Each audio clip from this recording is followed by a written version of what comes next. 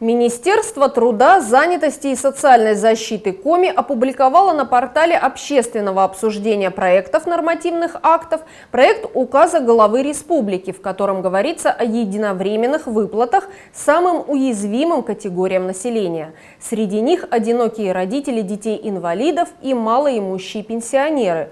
В документе есть отсылка к указу президента страны от 16 марта этого года, который посвящен мерам по обеспечению социально-экономической стабильности и защиты населения в Российской Федерации.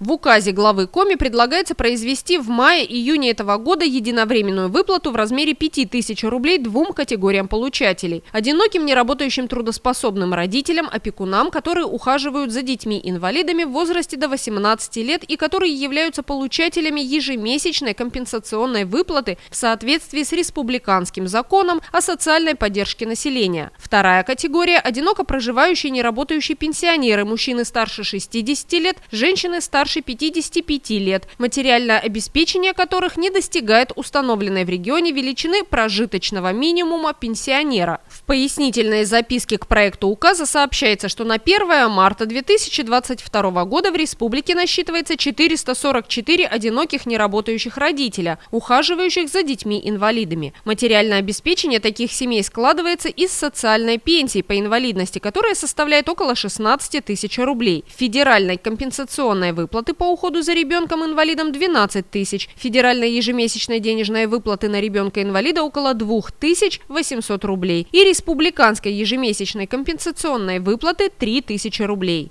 Таким образом, средний размер дохода семьи с ребенком-инвалидом, которого воспитывает один родитель, составляет около 35 тысяч рублей в месяц.